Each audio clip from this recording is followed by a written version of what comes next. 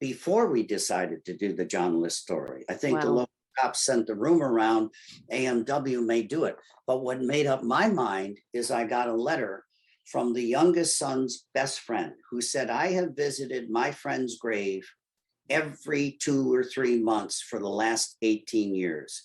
I am begging you, this horrible guy murdered my best friend. He did a terrible thing. I know you're on a search for justice because it took 27 years to solve Adam's case, and I had to solve it myself when I finally got the files from the Hollywood Police Department with the help of a great retired homicide detective and DA, solved his case in 1 month. But I knew what it was like to wait for justice and to yearn for justice, not closure. There's no such thing as closure.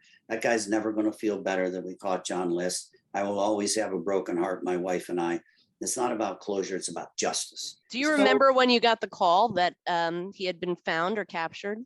I couldn't wait to call Frank Bender. I could not wait to call Frank and say, Frank, you know how they're laughing at you and me about using a bust on television of a bad guy? Well, guess what? That son of a bitch is in handcuffs. And Frank went, I knew it, because Frank was a very deeply good, kind guy. He had a beautiful wife. They both died within months of each other from cancer. But that's the kind of guy he was. And he was just, he said, you know what? We didn't do backflips or pop any champagne. We say it's just horrible that he did this to his own family. And it's horrible that he got to stay out there all those years. But Frank kept saying, it's too bad that those kids never had a chance to grow up. Yeah, But absolutely. Do you remember seeing a picture of John and then looking back at the bust? Do you remember that moment when you saw what he looked like now and comparing? And well, I was in a lot of papers, and the New York Times was the first one to put them side by side, and the glasses were exact. I mean, Frank, you picked out of a box of 100 glasses, the glasses he would have on. The hairline is still there. The big old gobbled turkey neck, he's got one. You got it all. And then he did more busts for me, you know. But he it was really the capture that sort of launched America's Most Wanted, because when I did the first show, we were only like on 60 channels.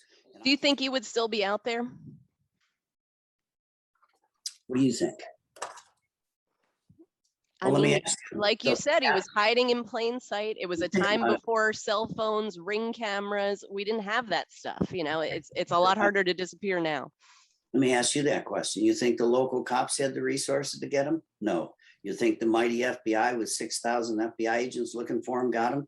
No. I think he'd still be out there. I think it took the public. It took my posse, where I said every night, and I still say it, you can make a difference. Have the guts, get up off the couch, make that call. I don't care who you are. Don't give me your name. I don't care where you live. Don't tell me if you're legal or illegal. Just tell me where the dirt bag is and I'll get him.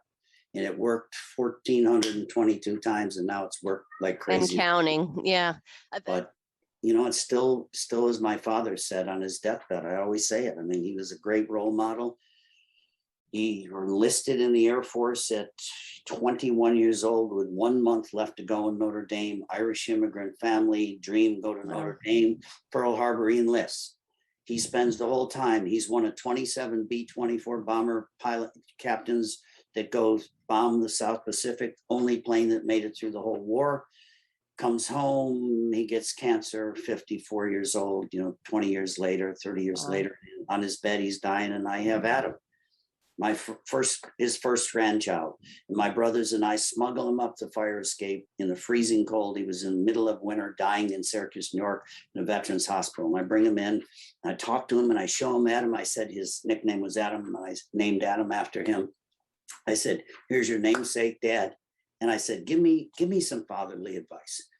And I said, why? Why did you drop out of Notre Dame? You were drafted by the Cleveland Indians. You could have got a college degree from Notre Dame and you joined the Air Force. And he says, John, evil prevails when good men do nothing. And I never forgot that, never.